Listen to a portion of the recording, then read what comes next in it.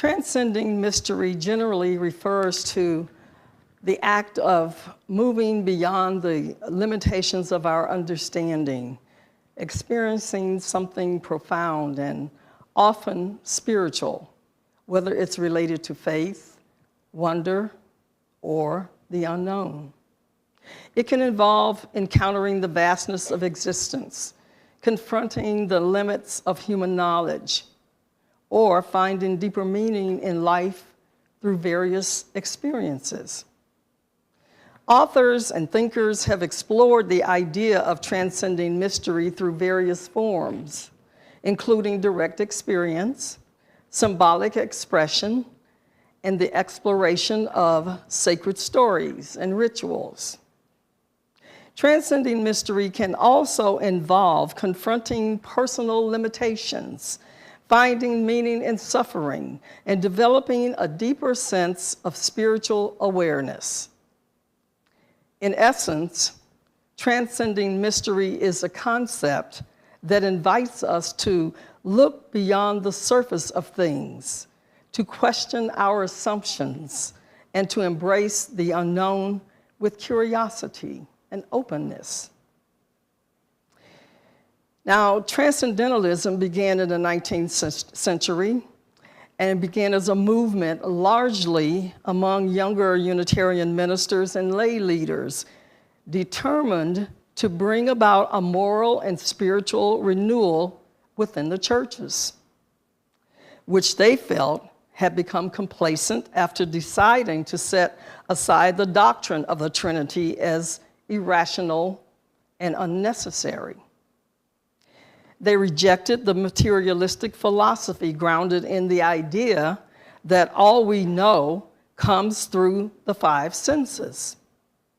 Instead, they welcomed the critique by the German philosopher Immanuel Kant that there are transcendent ideas that shape our senses' perception. Kant's categorical imperative forbade forming a moral norm for others that one would not want imposed on oneself. Therefore, this way of thinking had implications for racial, gender, and social justice, not to mention personal spiritual practice.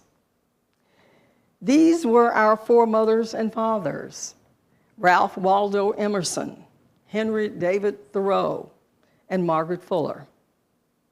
For them, individualism and self-reliance meant trusting one's inner intuition and ability to connect with the divine spirit in nature, rather than conforming to societal pressures, which they believed corrupted individual purity and true community. The Transcendentalists practiced the art of forming and maintaining spiritual friendships, transcending differences of gender, social location, theology, politics, and race. Just as today's Unitarian Universalist faith that's not formed from one fixed and unchangeable belief system, but is rather a living tradition of wisdom and spirituality, drawn from the sources as diverse as science, poetry, and scripture. Moreover, the first of these 6 sources is stated as direct experience of that transcending mystery and wonder, affirmed in all cultures, which moves us to a renewal of the spirit and an openness to the forces which create and uphold life. I find it difficult to put words to these moments in ways that adequately describe what happens. However, I believe that these are moments many know and understand in indefinable ways that bring us closer to the ineffable. The sun rises over the ocean, the rustle of leaves in autumn, the breathtaking silence over deep winter snows, the greening of the landscape in springtime, the first cry of a newborn, or the last breath of the dying. They all have something in common. If each person in this gathering room looks to the moment in which you could not find enough of the right words to illustrate the enormity or the beauty or the sorrow or the wonder you've experienced, you have your very own personal definition of transcendence. But transcendent moments and realizations are not something that can be planned, but rather things that come into our hearts and minds and beings almost as an act of grace. I've been acutely present to my mortality while walking the path of an inactive volcano in the Hawaiian Islands. I've been present to the indescribable love when I saw my #1 grandson take his first breath, and when I watched my mother take her last. At those moments and others like them, I was not just me, but part of nature, part of the mystery, and part of everything that has come before and everything that will come after. These are moments when everything else falls away, but not every day is filled with these epiphanies. Most days are simply filled with the mundane action of putting one foot in front of the other and just getting on with life. However, without the contrast, we wouldn't know the wow of transcendence when it happens. While some transcendent moments can make our hearts sing and connect us to all of life, some bring us to a sobering reality of our own impermanence and the cycles of death and decay. As much as I would like to be moved only by these joyful moments, suffering can also bring moments of transcendence when our humanity is broken wide open and we touch the all. We have many examples to explore experiences of transcendence through the lives of Henry David Thoreau, Ralph Waldo Emerson, and Margaret Fuller, who adhered to the philosophical and literary movement of transcendentalism. Emerson created a heady philosophical scaffold for transcendentalism. Fuller was a journalist and woman's advocate, and Thoreau famously took to the byways, mountains, woods, and coastlines. Mostly he walked, and as he walked, perhaps he too let the static fall away so that the thoughts recorded in his journals emerged from underneath it. I find some kinship with each brand of direct experience, although Thoreau's walks remind us to make a space in which these wow moments might emerge.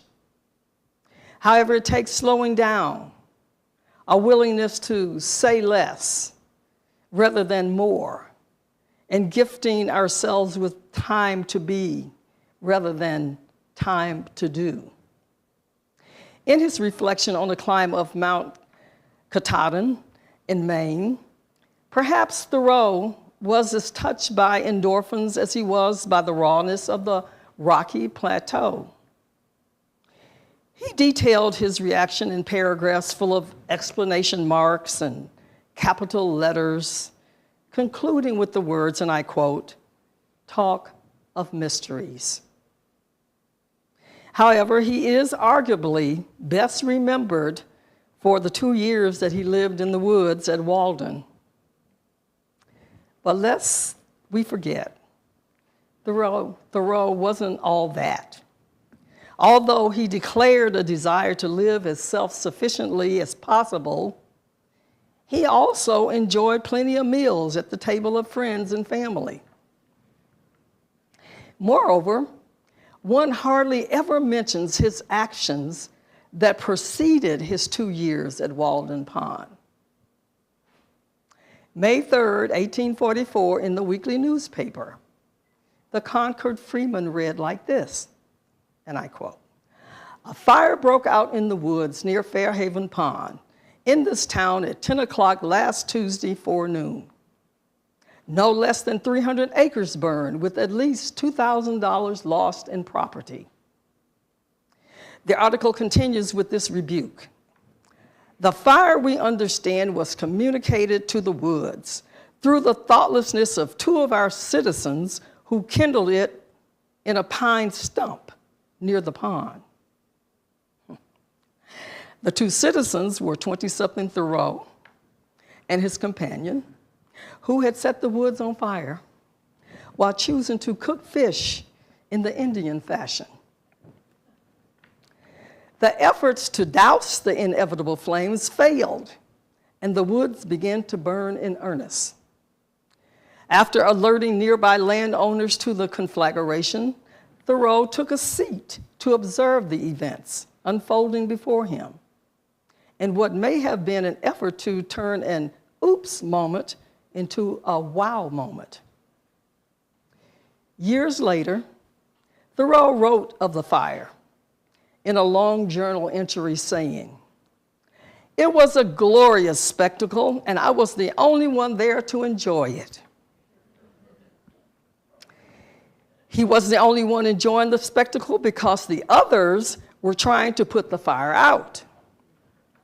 He continued writing in the same journal entry declaring, "I have set fire to the forest, but I have done no wrong, and now it is as if the lightning had done it. Blame it on nature. These flames are but consuming their natural food," he said. Now, although Thoreau disavowed feelings of guilt, he spent as much time explaining why he didn't feel responsibility for the fire damage as he did marveling over the elemental force and the havoc racing before it. Like love and fear, perhaps his lived experience couldn't contain both wonder and guilt at the same time. After earning the censure of the townspeople and various epithets, including the name woods burner,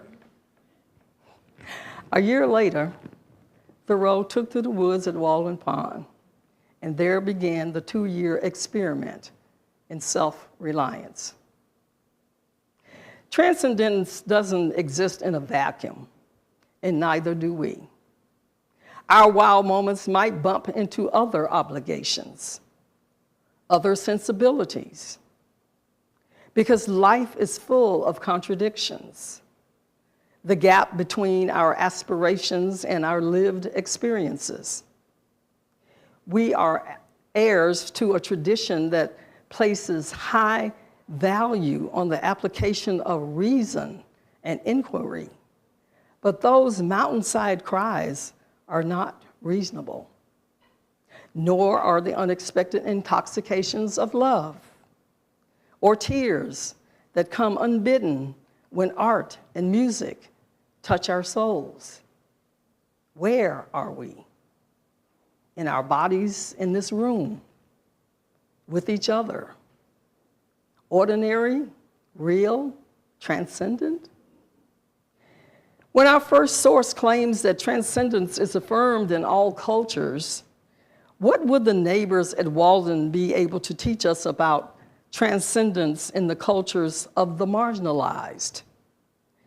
Those woods were comprised of people who were formerly enslaved, Irish laborers and women, eking out a living on the poor sandy soils of Walden, and eventually their tiny enclave disappeared from the woods, excluded from the prosperity of the Industrial Revolution. What have we missed by not asking?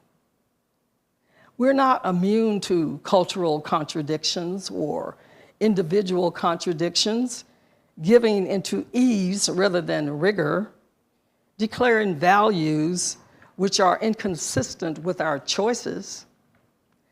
The places we expect to find safety, hospitals, schools, and churches have all been shocked by violence in the past days, months, and years.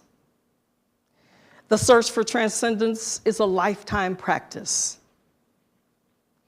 From a faith for the free and the brother prophethood of all believers, James Luther Adams informed that a faith that is not the sister of justice is bound to bring people to grief. It thwarts creation, a divinely given possibility. It robs them of their birthright of freedom in an open universe. It robs the community of the spiritual richness latent in its members. It reduces the person to a beast of burden and slavish subservience to a state, a church, or a party, a God made by human hands. Now, like Thoreau, we will move between our all too imperfect selves and our highest ideals. We will not be flawless in our pursuits. We will not be consistent in our lives. But that should not deter us from making the effort and embracing the paradox by saying, and this too is me. This too is true. Because our faith, like a light, it illuminates the path before us so that we can face hurt and love, cultivate compassion, live humbly in community, and comfort despair with the awe of life. Though our flame is extinguished, our faith shines bright before us. So let us go out now with hearts and hands and minds renewed to the world that is waiting for us, out to that world to bring our gentle touch to those in pain, to feed and house those in need, out to speak truth to those with power and those with courage to do the work which calls us. Go out now with your passion and faith to change the world. From my heart.